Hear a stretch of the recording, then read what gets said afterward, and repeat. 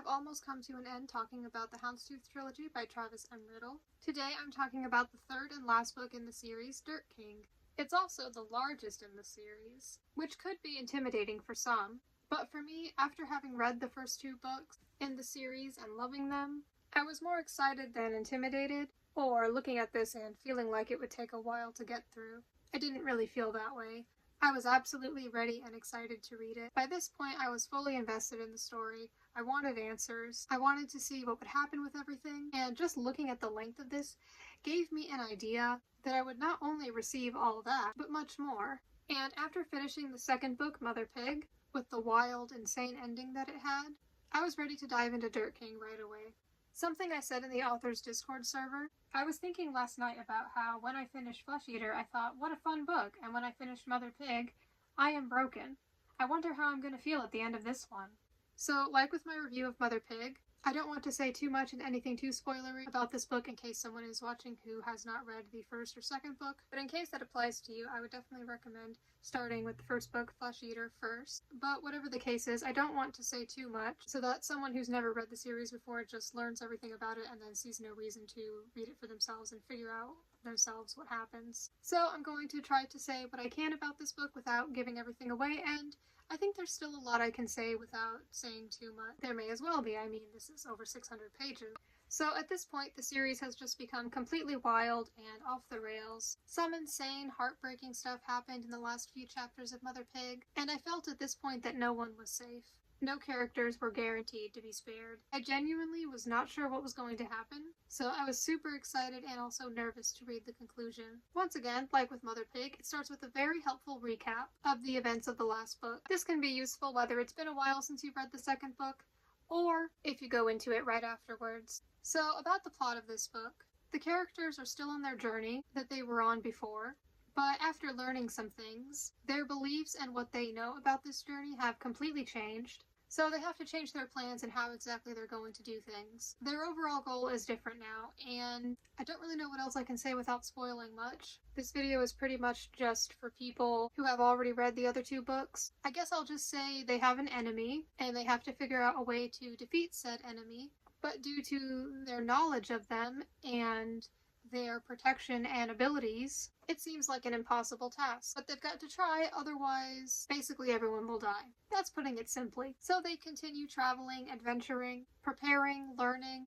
and doing what they can to save the world they live in called Ruska. The first chapter of this is pretty different from the other two books. It adds a new character perspective, which I thought was super interesting because it's someone outside of the main characters we've been following, though most of the chapters are still in those characters' perspectives. The first chapter reveals a lot about the Dirt King's palace that he lives in, and I think just this one chapter does a good job at setting the tone and letting you know what kind of person or creature, I guess, the Dirt King is, personality and morals wise. I mean, as can be inferred from the title, this book has quite the focus on the Dirt King. Like, he was mentioned in the first book, but he is really a focal point in this one. Here, so much is revealed and shown with him.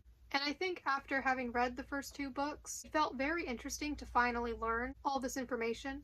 I also think it's good that we didn't get it until this point, because at this point you've read the first two books, you care about the characters, the world, and the plot. So you may not mind, and in fact would probably be pretty interested in all this exposition. I think at this point you would want to know these things, you would want to have answers to how all this stuff works. And they may also give some explanations for things that you may not have wondered in the first place, but still you're like, oh, that's interesting, that's cool. I think that was a good move instead of just info dumping all that at the very beginning of the series, because then you may not have cared as much at the very beginning before getting to know the characters and everything. I don't think that would have been the way to go, and that's not what the author did. I also think that some of this information shouldn't have been revealed until this point in the series anyway, just based on the context of the series and the mysteries involved in it. I think that this world is very interesting and fascinating. It felt like the author really took the time to carefully and cleverly plan things ahead. It feels very masterfully created. There's a lot to it, but in my opinion, it never felt like too much. It never felt confusing, and it never felt like there was too much exposition given at once. And I think that's partially due to the writing and pacing itself, and partially due to the fact that we're kind of learning a lot about the world of Ruska at the same time as the characters.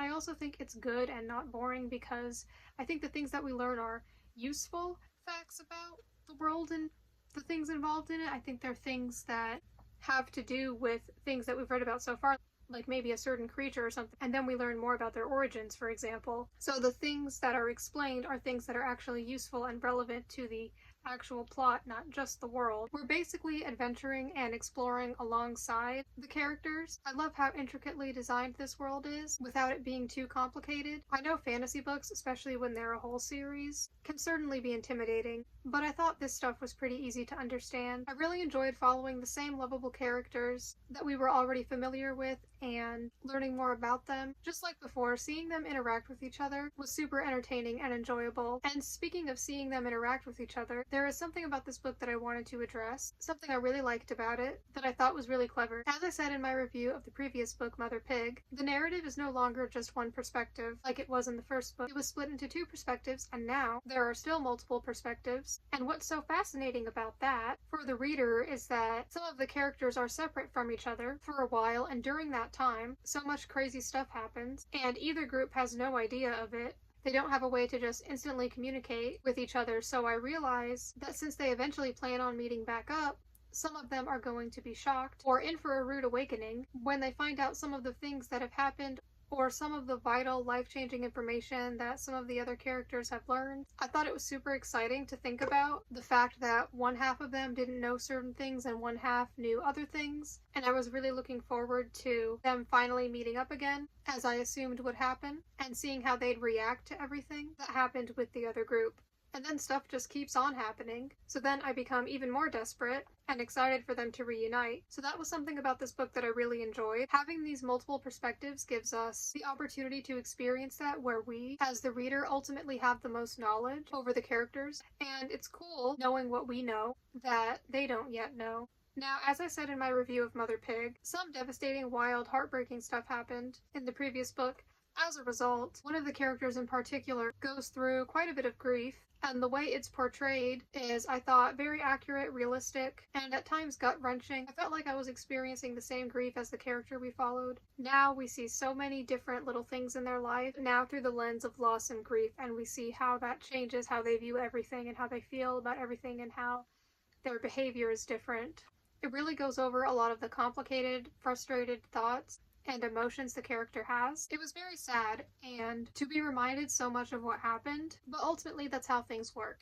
In real life, something doesn't just happen and then you move on without ever thinking about it again. I think in these books, when something happens, the characters respond to it the way a regular human would, and that can provide one of the many examples of relatability throughout this series that contains anthropomorphic animals and magic. I think there are a lot of feelings and situations in this series that regular humans like us will be able to relate to and see ourselves in. At this point in the series, there were so many mysteries that had yet to be solved. Obviously, there's the stuff going on with the main plot. There were so many other unanswered questions, so it was very exciting to keep reading it and to keep learning and figuring things out. And there are definitely some answers and explanations in this book, including a lot about the world and the creatures within it, and that was super interesting to learn about. Throughout reading this book, I shared a lot of my thoughts in the author's Discord server. I had a lot of thoughts to share about how funny, sad, exciting, or entertaining I thought certain parts were. Like I'd say about almost every chapter. I'd also share the things I liked about it, the things I was wondering about, and that was a really fun process. So the adventure continues in this book, and like the previous one, the characters go to a lot of interesting places, and they do some wild, interesting things. There's a lot of action and fighting, especially near the end. Like I said earlier, I was quite nervous for these characters, and I was not sure how things would turn out. So this book felt pretty intense at times, and while I don't want to say too much about the ending, I do want to say that I absolutely loved some things about it. Some things just came together really well, or there may have been certain things before that I didn't understand the purpose of, but then I think that what they turned into later on made sense and I was okay with it. And some things about it were really satisfying. A recap of some of the many other things I really enjoyed about this book and just the whole series overall. I loved so much, but just to mention a few, it's not going to be a few. The characters, the settings, the relatability, the food, the humor, the suspense, the mysteries, characters' interactions and relationships with each other, the creatures, especially the slimes, and there are even more slimes in this book. The pacing, the beautiful, poetic, yet sometimes terrifying writing and imagery. I could tell the series must have been heavily outlined first. I think there was some foreshadowing here and there. There were a lot of things that I thought made the writing very clever, and I'm sure there's more to it that I didn't say. The point is, I loved a lot of things about these books, and I'm just trying to remember those things and share them. I just think This is a great series and I thoroughly enjoyed it. This book is over 600 pages, but before reading it I had a feeling, and I knew from my experience with the rest of the series, that all of it would likely be enjoyable and fitting to the story, and I don't think I was wrong. So I read this entire trilogy in about a month. It was a few months ago, and there are times when I think about it or look at it and I miss it. I'll open one of the books and briefly skim through it. I think I'll definitely want to reread it someday. Even though it's kind of large, I don't think I'd mind that. An additional note, my first name is actually in the acknowledgements because I was a member of the author's Patreon. At the time, I actually had this series for 2 years before I read it because other books and other things got in the way. I'm super glad that I've read it now, and I feel honored for my name to be in the acknowledgements of a book that I enjoyed so much, especially when it's the last book in the series. While I had read other books by this author before, this was the first series of his that I've read, and I'm very excited to read everything else he's written. I know I will definitely be making more review videos of this author's books in the future. Thank you for watching this video, or this video, and the videos about the other 2 books in the series. If you did, I'm very grateful and excited to be sharing these books and my thoughts on them with the internet, and I highly recommend giving this author and this series a chance if you haven't already.